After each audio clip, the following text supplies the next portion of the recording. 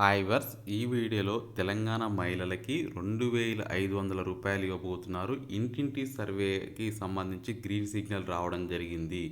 చాలామంది మన వీడియోస్ చూస్తున్నారు కానీ లైక్ సబ్స్క్రైబ్ షేర్ చేయట్లేదు. అలా చేస్తేనే చాలామందికి వీడియో రీచ్ అవుతుంది. ఇప్పటి నుంచి నో రూల్స్, బ్యాంక్ అకౌంట్ అయితే అవసరం లేదు. ఎందుకంటే దానికి సంబంధించిన రూల్స్ ఏమొచ్చాయో కూడా మీకు ఈ వీడియోలో క్లియర్గా ఎక్స్ప్లెయిన్ చేస్తాను. చాలామంది వీడియో చూడడం కాదండి, చివరి వరకు చూడండి. ఇప్పుడు ఈ 2500 రూపాయలకి సంబంధించి రిపబ్లిక్ డే నాడు మనకి ఈ యొక్క గుడ్ న్యూస్ అయితే రాబోతుంది. ఎవరికి విడుదల చేయబోతున్నారు ఈ పైలట్ ప్రాజెక్ట్ కింద మొత్తం మనం ఈ వీడియోలో మాట్లాడుకుందాం. ఈ వీడియోలో చాలామందికి చాలా డౌట్స్ ఉన్నాయి. క్లారిటీ అంటే మామూలుగా చెప్పానండి, ఈ వీడియోలో 100% పిచ్చెక్కిపోతుంది ఈ ఇన్ఫర్మేషన్ మీకు చూస్తే. ఇప్పుడు మనకి మహాలక్ష్మి పథకానికి సంబంధించి 2500 రూపాయలకి సంబంధించి మనం మాట్లాడుకుందాము. చాలామందికి డౌట్స్ ఏంటంటే రేషన్ కార్డులో ఒక సర్నేమ్ ఉందండి, ఆధార్ కార్డులో ఒక నేమ్ ఉంది సర్నేమ్. సో ప్రాబ్లం అవుతుందా? నేను ప్రజాపాలన అప్లికేషన్ ఇప్పుడు ఇచ్చాను, దానికి ఇప్పుడు నేను తీసుకోవాల్సిన జాగ్రత్తలు ఏంటి అని అడుగుతున్నారు. ఒకవేళ మీకు ఇంటింటి సర్వేలో కనుక ఈ ఇన్ఫర్మేషన్ కనుక మీకు వాళ్ళు క్వశ్చన్ చేస్తే అప్పుడు ఆధార్ కార్డులో ఉన్న సర్నేమ్ని మళ్ళీ మార్చుకోండి రేషన్ కార్డు ప్రకారంగా. సో అట్లా చేసుకున్న తర్వాతనే మీకు ఒకవేళ 2500 ఇస్తారు. ఒకవేళ ప్రాబ్లం లేనటువంటి సందర్భం వస్తే చేసుకోవాల్సిన అవసరం లేదు. ఇంకోటి, తెలంగాణలో ఎవ్రీ 3 మంత్స్కి ఒకసారి ప్రజాపాలన అప్లికేషన్స్ తీసుకుంటారు. ఇప్పుడు మనకు చాలామంది కామెంట్లు ఏమడుతుంది, సార్ నేను ప్రజాపాలన అప్లికేషన్ చేసుకోలేదు, నాకు డబ్బులు వస్తాయా అని చెప్పి చాలామంది అడుగుతున్నారండి. సో వాటందరికీ ఈ వీడియో క్లారిటీ ఏంటంటే ప్రజాపాలన అప్లికేషన్స్ అనేవి ఎవ్రీ 3 మంత్స్కి ఒకసారి ఖచ్చితంగా ఇస్తారు. కాబట్టి ఇప్పుడు అధైర్యపడద్దు ఎవరు కూడా, మేము అప్లై చేయలేదు మా పరిస్థితి ఏంది అని చెప్పి అడుగుతున్నారు. కాబట్టి ఆ, ఎందుకంటే ఇప్పుడు ఇది ఏంటంటే మనకి 6 గ్యారంటీలో చాలా వరకు గ్యారంటీస్ అన్నిటికీ ration card must and should. So మరి రేషన్ కార్డు ఇప్పుడు చాలామందికి లేదు, అయినా అప్లై చేసుకున్నారు. కానీ ఇది ఆన్గోయింగ్ ప్రాసెస్, అంటే రేషన్ కార్డ్స్ అనేవి ఇస్తూ ఉంటారు. కొత్త రేషన్ కార్డ్స్ ఇప్పుడు ప్రస్తుతం తెలంగాణలో ప్రక్షాళన చేయబోతున్నారు కొత్త రేషన్ కార్డ్స్కి. సో ఎప్పటికప్పుడు చేంజెస్ అవుతున్నాయి కాబట్టి దాన్ని దృష్టిలో పెట్టుకొని నేను ఇప్పుడు ఈ వీడియోలో చెప్తున్నాను. ఇంకోటి, నాకు హస్బెండ్ లేడు, సో వాళ్ళకి రేషన్ ఆధార్ కార్డు అడుగుతున్నారు కదా. సో చెప్తున్నారు అంటే అడుగుతున్నారా అని చెప్పి అడుగుతున్నారు. సో ఖచ్చితంగా ఇక్కడ గమనించుకునేది ఏంటంటే మీరు మీ డీటెయిల్స్ ప్రజాపాలన అప్లికేషన్స్లో ఏమి ఇచ్చారు. ఒకవేళ మీరు రేషన్ కార్డు ప్రకారంగా చూసుకున్నట్లయితే మీ హస్బెండ్ కనుక తను లేకపోయి ఉన్నట్లయితే, విడాకులు కానీ తను లేకపోయి ఉంటే, మీకు ప్రజాపాలన అప్లికేషన్లో తన డీటెయిల్స్ ఇవ్వకపోయి ఉంటే అవసరం లేదు.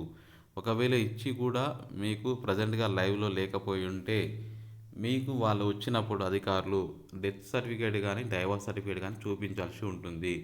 ఎందుకంటే మన వీడియోలో చెప్పే ఇన్ఫర్మేషన్ ఖచ్చితంగా క్లారిటీ ఉండాలి కాబట్టి చెప్తున్నాను. సో వచ్చినప్పుడు వాళ్ళకి డెత్ సర్టిఫికేట్, ఎందుకంటే తను మీకు ఇవ్వాల్సిన అవసరం లేదు. ఎందుకంటే తను వెళ్ళిపోయాడు కాబట్టి అప్పుడు మీరు నెక్స్ట్ మీరు ఇప్పుడు ఆల్రెడీ మనకి రేషన్ కార్డ్ తొలగింపు మనకి మాడిఫికేషన్స్ కూడా రాబోతుంది కాబట్టి అట్లాంటి సందర్భంలో మళ్ళీ మీరు చేంజెస్ చేసుకోవచ్చు. ఇంకోటి, గవర్నమెంట్ జాబ్ చేసే వాళ్ళకి మహిళలకి ఇస్తారా, లేకపోతే ఆ మహిళలతో పాటు వాళ్ళ మదర్స్ ఫాదర్స్ కూడా సంబంధించినటువంటి పథకాలు ఆపేస్తారా ఈ ప్రజాపాలన అప్లికేషన్లో అని అడుగుతున్నారు. సో ఒకవేళ గవర్నమెంట్ జాబ్ చేసే వాళ్ళకి ఇవ్వము అని చెప్పలేదు, బట్ కాకపోతే కాంగ్రెస్ ప్రభుత్వ ఉద్దేశం ఏంటంటే మ్యాక్సిమం గవర్నమెంట్ జాబ్ చేసే వాళ్ళకి పథకాలు అవసరం లేదు, ఈ పథకాలు తీసుకొచ్చిందే మేము పేదింటి మహిళలకి అని చెప్పి వీళ్ళు క్లారిటీగా చెప్పడం జరుగుతుంది. కాబట్టి సో మనం ఎందుకు ఈ పథకాలు తీసుకొచ్చాము అంటే ఎవరికైతే మహిళలు ఉంటారో సో వారికి ఎటువంటి ఇబ్బంది కలిగి ఉండొద్దు. అందుకనే సో క్లారిటీగా వీళ్ళు ఏం చెప్తున్నారంటే ఎటువంటి ఇబ్బంది ఉండొద్దు, ఖచ్చితంగా వాళ్ళకి అవకాశం కల్పించాలి అని చెప్పేసి వీళ్ళు నిర్ణయం తీసుకోబోతున్నారు. ఇంకొక విషయాన్ని గమనించుకున్నట్టయితే ఒంటరి మహిళలకు ఇస్తారా అని చెప్పి అడుగుతున్నారు. సో ఖచ్చితంగా ఈ స్కీమ్ తీసుకొచ్చిందే ఒంటరి మహిళలకండి. సో ఒంటరి మహిళలకి ఏంటంటే ఎటువంటి ఇబ్బంది ఉండొద్దు. సో ఖచ్చితంగా ఆ ఒంటరి మహిళలకి ఏంటంటే ఆ పిల్లల పెంపుదలకి వాళ్ళ యొక్క ఫ్యామిలీకి ఈ 2500 రూపాయలు చాలా హెల్ప్ అవుతుంది. ఇలా మనకి ఏంటంటే ఇచ్చిన ఆర్థిక ఏదైతే సపోర్ట్ ఉంటుందో దీనివల్ల వాళ్ళ పిల్లల చదువులకు కానీ స్కూల్ ఫీజులకు కానీ ఉపయోగపడుతుందని చెప్పేసి వీళ్ళు చెప్తున్నారు. ఖచ్చితంగా ఇంకొకటి, నా భర్త గవర్నమెంట్ జాబ్, నేను డైవర్స్ తీసుకున్నాను, ఇప్పుడు నాకు గృహలక్ష్మి వస్తుందా అంటే, ఇప్పుడు వాళ్ళు డైవర్స్ తీసుకున్నారు కానీ మీరు అప్లికేషన్లో ఏమి ఇచ్చారు, ఒకవేళ వెరిఫికేషన్కి వచ్చినప్పుడు వాళ్ళకి తెలిసిపోతుంది మీరు డైవర్స్ తీసుకున్నారో లేదా సర్టిఫికేట్ ఉంటుంది మీ దగ్గర. ఒకవేళ లేని పక్షంలో ఉండి మీరు రేషన్ కార్డులో వేరే ఉండి ఉంటే సో దాన్ని క్రాస్ వెరిఫై చేసి వాళ్ళు దీనికి ఇంకా ఇటువంటి సమస్యలతో కూడుకున్న రూపురేఖలు చాలా ఉన్నాయండి. అంటే ఇటువంటి సమస్యలతో కూడుకున్న అప్లికేషన్స్ చాలా ఉన్నాయి. సో వీటన్నిటిని కూడా త్వరలో గవర్నమెంట్ క్లారిఫికేషన్ ఇస్తది వన్ బై వన్. సో ప్రస్తుతం తెలంగాణలో ఎవరైతే మహిళలు ఒంటరి మహిళలు ఉంటారో వాళ్ళకి ఇస్తారు. వాళ్ళు ఖచ్చితంగా పెళ్లి చేసుకొని ఉండాలి. పెళ్లి చేసుకున్న మహిళలకు మాత్రమే ఇస్తామని చెప్తున్నారు. ఇంకొకటి ఈ బ్యాంక్ అకౌంటు అడగలేదు. ప్లస్ బ్యాంక్ అకౌంట్ ఖచ్చితంగా ఉండాలా పర్సన్‌కి అంటే ఖచ్చితంగా బ్యాంక్ అకౌంట్ ఉండాలి. మీ ఆధార్ కార్డుకు లింక్ చేసిన బ్యాంక్ అకౌంట్ ఏదైతే ఉంటుందో దాంట్లో డబ్బులు పడతాయి. ఒకవేళ మీరు ఆధార్ పాన్ లింక్ చేయని బ్యాంక్ అకౌంట్ ఏదైనా ఉంటే అలాంటి సందర్భంలో మళ్ళీ వెళ్లి చేసుకోండి. ఇంకొక విషయం ఒకవేళ లేని పక్షంలో మరి మా పరిస్థితి ఏంటి అని అడుగుతున్నారు. సో ఏదో ఒక బ్యాంక్ అకౌంట్ తీసుకోండి. ఇప్పుడు ప్రైవేట్ బ్యాంకా, గవర్నమెంట్ బ్యాంక్ అకౌంట్ నెంబరా అనేది అడగట్లేదు. కాబట్టి తీసుకొని మీరు వెళ్ళేసి ఇవ్వాల్సి ఉంటుంది. ప్రైవేట్ జాబ్ చేసుకుంటున్న మహిళలకి 2500 ఇస్తారా లేదా అని అడుగుతున్నారండి. సుమారు ఇప్పుడు మన తెలంగాణలో కర్ణాటక తరహాలో ఒక పోర్టల్ లాగా ఏర్పాటు చేయాలా? లేకపోతే డైరెక్ట్‌గా ఇవ్వాలా? దీనికి సంబంధించి ఆలోచనలు చేయడం జరుగుతుంది. తెలంగాణలో అయితే సుమారు ఒక 30,00,000 25-30,00,000 మంది అర్హులు ఉండే అవకాశం ఉంటుంది అని వీళ్ళు చెప్తున్నారు.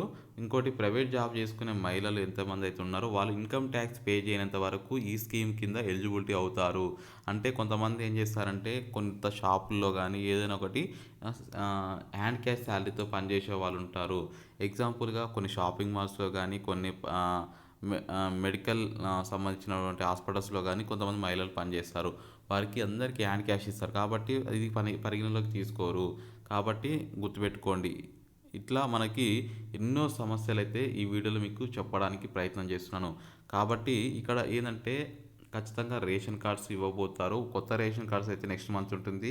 ప్రజాపాలన అప్లికేషన్స్ ఎవ్రీ 3 మంత్స్ అంటే ఇప్పటికి అయిపోయి మనకు 1 మంత్ అవుతుంది కాబట్టి ఇంకొక 2 మంత్స్‌లో మళ్ళీ కొత్త అప్లికేషన్స్ అయితే తీసుకోబోతారు. ఇట్లా మనకి గమనించుకున్నట్లయితే ఈ యొక్క ఏదైతే రూ. 2,500 తెలంగాణలో మహిళల కోసం ఈ యొక్క స్కీమ్‌ని రిపబ్లిక్ డే కానుకగా అయితే పైలట్ ప్రాజెక్ట్‌గా గుర్తించి కొన్ని జిల్లాల్లోనే విడుదల చేయాలని భావిస్తున్నారు. ఎందుకంటే నెక్స్ట్ మనకి ఎంపీ ఎలక్షన్స్ అయితే రాబోతున్నాయి. ఈ ఎంపీ ఎలక్షన్స్‌ని దృష్టిలో పెట్టుకొని ముందుగా విడుదల చేయాలి. ఎందుకంటే తర్వాత ఎలక్షన్స్ కోర్స్ వస్తే ఈ పేద ప్రజలకి ఈ స్కీమ్స్ ఇవ్వడం మరింత జాప్యం అవుతుంది. కాబట్టి దీన్ని దృష్టిలో పెట్టుకొని ఇమ్మీడియేట్‌గా విడుదల చేయాలన్న భావనతో ఉన్నారు కాబట్టి ఖచ్చితంగా సో గుర్తుపెట్టుకోండి. ఇది మొత్తానికైతే తెలంగాణలో నెక్స్ట్ ఇంటింటి సర్వే అయితే ఉండబోతుంది. ఈ ఇంటింటి సర్వేకి తర్వాత మనకి ప్రతి ఒక్కరి అకౌంట్లోకి బ్యాంకులోకి నేరుగా విడుదల చేయడానికి నిధులు అయితే ప్లాన్ చేస్తున్నారు. ఇది మొత్తానికైతే వచ్చినప్పుడు మీరు ఆధార్ కార్డు, రేషన్ కార్డు, ప్రజాపాలన స్లిప్ మీ దగ్గర పెట్టుకొని ఉంచుకోండి. ఇంకా ఫర్దర్‌గా ఏమైనా డౌట్స్ ఉంటే మన ఛానల్‌ని అప్రోచ్ అవ్వండి. ఎప్పటికప్పుడు ఈ ఇన్ఫర్మేషన్ క్లారిటీ ఇవ్వడానికి మన ఛానల్ ముందుంటుంది. సబ్స్క్రైబ్ చేయండి, షేర్ చేయండి. Thank you for watching. Have a nice day.